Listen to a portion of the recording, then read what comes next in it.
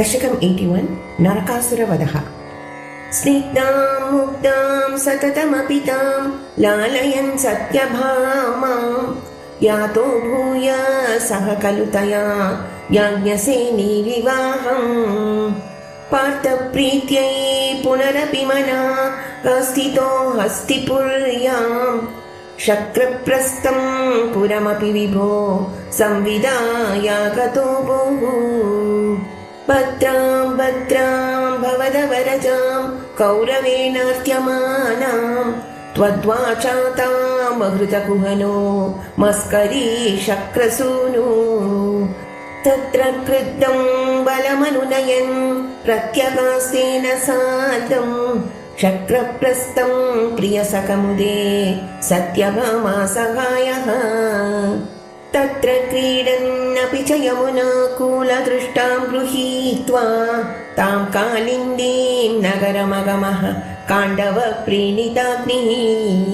भ्रातुस्त्रस्तां प्रणयविवशां देवपैतृष्वसेयीं राज्ञा मध्ये सपदि जगृषे मित्रविन्दामवन्तीं।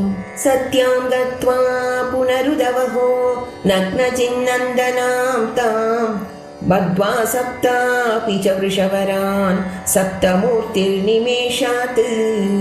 भद्रां नाम प्रदरुरुतते देवसन्तर्दनाद्याः तत्सोदर्यां वरद भवतः सापि पैतृष्वसेयी। पार्थाद्यैरप्यकृतलवनं तोयमात्राभिलक्ष्यं लक्ष्यं चित्वा स्फरमवृताः लक्ष्मणां मद्रकन्या। अष्टावेवं तव समभवन् वल्लभास्तत्र मध्ये शुश्रोतत्वं सुरपतिगिरा भौमदुश्चेष्टितानि। स्मृतायातं पक्षी प्रवरमधिरूढस्त्वमगमो वहन्नङ्के भामामुपवनमिवारातिभवनम्। विविन्दन् दुर्गाणि त्रुटितपृतना शोणितरसैः पुरं तावत् प्राग्ज्योतिषमकुरता शोणितः पुरम्। पुरस्त्वां पञ्चास्यो जलधिवनमत्यादुदपत सचक्रे चक्रेण प्रदलितशिरा मंशुभवता। चतुर्दन्तैर्दन्ता वलप्रतिभिरन्दानसमरम् रताङ्गेन चित्वा नरकमकरोतीर्णनरकम्। स्तुतो भूम्या राज्यं सपदि भगदत्तेस्य तनये गजं चैकं दत्त्वा प्रचिदयितत् नागान् निजपुरम्। कलेन बद्धानां स्वगतमनसां षोडश पुनः सहस्राणि स्त्रीणाम् अपि च धनराशिं च विपुलम्। बहुमापाकृतकुण्डलं तदतितेर्दातुं प्रयातो दिवम् शक्राद्यैर्महितसमं दयितया द्युस्त्रीषु दत्तक्रिया। हत्वा कल्पतरुं वृषा विपतितं जिह्वेन्द्रमव्यागमः तत्तु श्रीमददोषैदृश इति व्याख्यातुमेव कृताः। कल्पद्रुं सत्यभामा पवनभुवि सृजन् द्यष्टसाहस्रयोषाः स्वीकृत्य प्रत्यगारं विहित बहुवपुः लालयन् केलिभेदैः। आश्चर्यान्नारदालोकितविविधगति तत्र तत्रापि गेहे भूयः सर्वासु कुर्वन् दश दश तनयान् पाहि वातालयेश। गोपिका जीवनस्मरणं गोविन्द गोविन्द नारायण अखिल गुरु भगवन्नमस्ते। दशकम् 82 बाणयुद्धम्। प्रद्युम्नो रौक्मिणेय सकलु तव कला शम्बरेण कृतस्थम् हत्वा रत्या समाप्तो निजपुरमहरदृक्पि कन्यां च धन्याम्।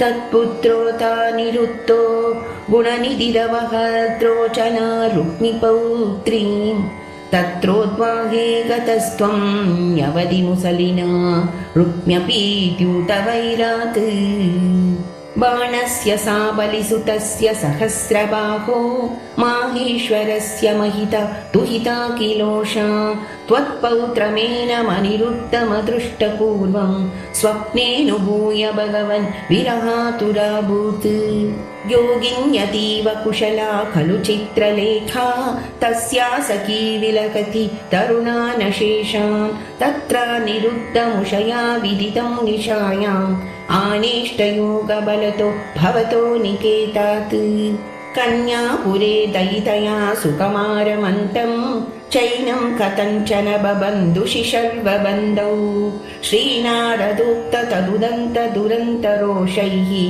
त्वं तस्य शोणितपुरं यदुभिर्न्यरुद्धाः पुलिपालशैलप्रिया दुहितृनाथोऽस्य भगवान् समं भूतवातैः यदुबलमशङ्कं निरुरुदे महाप्राणो बाणो झटिति युयुधानेन युयुधे गुहप्रद्युम्नेन त्वमपि पुरहन्त्रा जगटिषे निरुद्धाशेषास्त्रे मुमुहुषितवास्त्रेण गिरिशे धृता भूता भीताः रमतकुलवीरा प्रमथिताः परास्कन्दत्स्कन्द कुसुमशरबाणैश्च सचिवः सकुम्भाण्डो भाण्डं नवमिव बलेनाशु विबिधे चापानां पञ्चशत्या प्रसवमुपगते छिन्नचापेतबाणे व्यर्थे याते समेतो ज्वरपतिरशनैरज्वरी त्वज्वरेण ज्ञानी स्तुत्वा तदत्वा तव चरितजुषां विज्वरं सज्वरोगात् आयोर्तज्ञानवन्तोऽपि च बहुतमसा रौद्रचेष्टा हि रौद्राः बाणं नानायुधोग्रं पुनरभिपतितं दर्पदोषाद्वितन्वन् निर्नूनाशेषदोषं सपदि बुबुदुषा शङ्करेणोपगीतः तद्वाचाशिष्टबाहु त्रितयमुभयतो निर्भयं तत्प्रियं तं मुक्त्वा तद्दत्तमानो निजपुरमगमः सा निरुद्धः सहोषः पुस्तावच्चक्रं वरुणमजयो नन्दहरणे नमं बालानीतौ दवदहनपाने निलसखं विधिं वत्सस्तेये गिरिशमिह बाणस्य समरे विभो विश्वोत्कर्षी तदयमवतारो जयति ते द्विजरुषा कृकलासवपुर्धरं नृगनृपं त्रिदिवालयमापयन् निजजने द्विजभक्तिमनुत्तमाम् उपदिशन् पवनेश्वर पाहि माम् गोपिका जीवनस्मरणं गोविन्द गोविन्द नारायण अखिलगुरु भगवन्नमस्ते। दशकम् 83 पौण्ड्रकवधः। रामेत गोकुलगते प्रमदा प्रसक्ते भूतानुपेत यमुनादमने मदान्ते स्वैरं समारमतिसेवकवादमूढो दूतं ययुङ्क्त तव पौण्ड्रकवासुदेवः नारायणोऽहमवतीर्ण इहास्मि भूमौ तत्से किल त्वमपि मामकलक्षणानि उत्सृत्य तारिशरणं व्रजमामिति त्वां दूतो जगाद सकलैर्हसितः सभायां दूते तया तवति यादव सैनिकस्त्वं यातो ददर्शितवपुः किल पौण्ड्रकीयं तापेन वक्षसि कृतां कमनल्पमूल्य श्रीकौस्तुभं मकरकुण्डलपीतचेलं कालायसं निजसुदर्शनमस्य तोस्य कालानलोत्करकिरेण सुदर्शनेन शीर्षं च कर्तितममर्तित चास्य सैन्यं तन्मित्रकाशिपशिरोऽपि च कर्तकाश्याम् जाड्येन बालकगिरापि किलाहमेव श्रीवासुदेव इति रूढमतिश्चिरं सः सायुज्यमेव भवदैक्यधिया गतोऽभूत् को नाम कस्य सुकृतं कथमित्यवेयात् काशीश्वरस्य तनयोत सुदक्षिणाख्यं शर्वं प्रपूज्य भवते विहिताभिचारः कृत्यानलं कमपि बाणरणातिभीतैः भूतैः कथञ्चन वृतैः सममप्यभुञ्जत् कालप्रमाणचरणामखिलं दहन्तीं कृत्यां विलोक्य चकितैः कथितोऽपि पौरैः द्यूतोत्सवे किमपि नो चलितो विभो त्वं पार्श्वत्स्तमाशु विससज्जितकालचक्रम् अप्यापतत्यमितदाम्नि भवन्महास्त्रे हाहेति विद्रुतवती खलु घोरकृत्या रोषात् सुदक्षिणमदक्षिणचेष्टितं तं कुप्लोषचक्रमपि काशीपुरीमदाक्षीत् स खलु विविधो रक्षो घाते कृतोपकृतिपुरा तव तु कलया मृत्युं प्राप्तुं तदा कलतां गतः नरकसचिवो देशक्लेशं सृजन्नगरान्तिके झटिति हलिना युध्यन्नद्दापपाततलाहतः साम्बं कौरव्यपुत्री हरणनियमितं सान्त्वनार्ति कुरूणां यातस्त्वद्वाक्यरोषाद् धृतकरिनगरो मोचयामास रामः ते गात्या पाण्डवेयैरिति यदु पृतनां नामुचस्त्वं तदानीं तं त्वां दुर्बोधलीलं पवनपुरपते तापशान्त्यै निषेवे गोपिका जीवनस्मरणं गोविन्द गोविन्द नारायण अखिल गुरु भगवन्नमस्ते।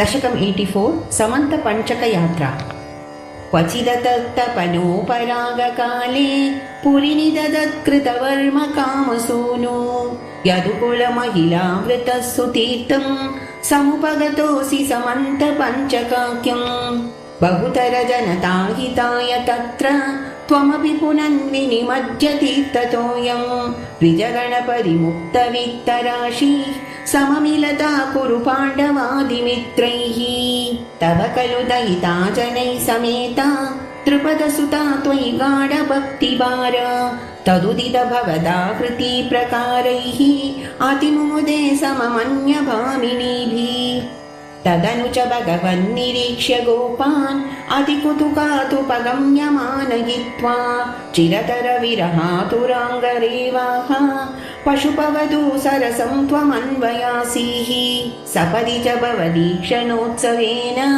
प्रमुषितमानहृदाम्नितं विनीना अतिरसपरिमुक्तकञ्चुलीके परिचयहृत्यतरे कुचेन्यलैषीः रिपुजनकलही पुनः पुनर्मे समुपगतैर्यति विलम्बनाभूत् इति कृतपरिरम्बणे त्वयिद्रा अतिविवशा खलु राधिका निलल्ये अपगतविरहव्यतास्तदाताः रहसि विदाय ददात तत्त्वबोधं परमसुखचिदात्मकोऽहमात्मेति युधयतु वः स्फुटमेव चेतसीति सुखरसपरिमिश्रितो वियोगः किमपि पुरा भवदुद्धवोपदेशैः समभवदमुधः परन्तु तासां परमसुखैक्यमयी भवद्विचिन्ता मुनिवरनिवहैस्तवात पित्रा दुरितशमाय शुभानि पृच्छमानैः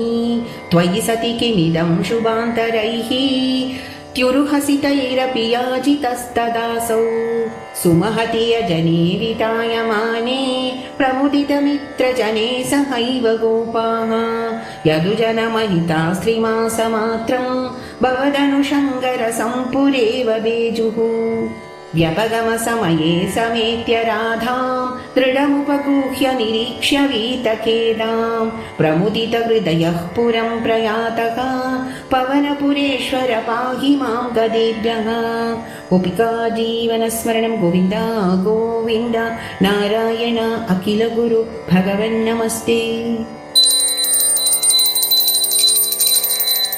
दशकम् 85 जरासन्ध शिशुपाल च वधः ततो मगधभूभृता चिरनिरोधसङ्क्लेशितम् शताष्टकयुतायुताद्वितयमीश भूमिभृताम् अनाथशरणायते कमपि पूरुषं प्रायिणोत् अयाचत समागत क्षपणमेव किं भूयसा इयासुरभिमागदं तदनु नारदोदीरितात् युधिष्ठिरमखोद्यमात् अव्ययकार्यपर्याकुलः विरुद्धजैनोद्वरात् उभयसिद्धिरित्युत्तरे शशंसुषिनिजै समं पुरमियेत यौधिष्ठिरीम् अशेषदयितायुते त्वयि समागते धर्मजो विजित्य सहजैर्महि भवदपाङ्गसंवर्तितैः श्रियं निरुपमां वहन्नहः भक्तदासायितं भवन्त्यमयिमागदे प्रहितवान् स भीमार्जुनम्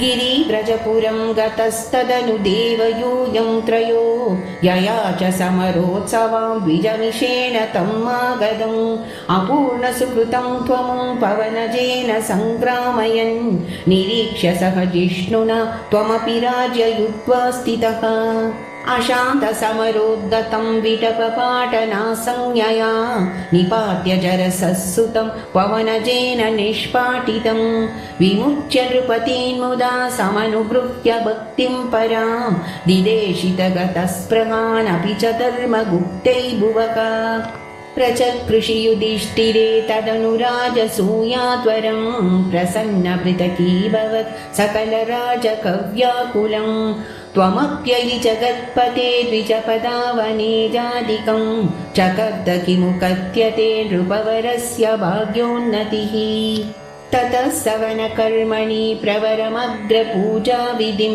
विचार्य सह देववागनुगतः स धर्मात्मजः यदत्त भवते मुदा सदसि विश्वभूतात्मने तदा ससुरमानुषं भुवनमेव तृप्तिं ददौ ततः सपदि चेदिपो मुनिनृपेषु तिष्ठत्स्वहो सभाजयति कोझड पशुपदुर्दुरूटं वटुम् इति त्वयि च दुर्वचो विदतिमुद्वमन्नासनात् उदापतदुदायुध समपतन्नमुं पाण्डवाः निवार्य निजपक्षगानभिमुखस्य विद्वेषिणः त्वमेव जहृषे शिरो धनुजधारिणा स्वारिणा जनुस्त्रितयलब्धया सततचिन्तया शुद्धदी त्वया स परमेकतामृतयोगिना दुर्लभाम् ततः सुमहिते त्वया कृतुवरे निरूढे जनो ययौ जयति धर्मजो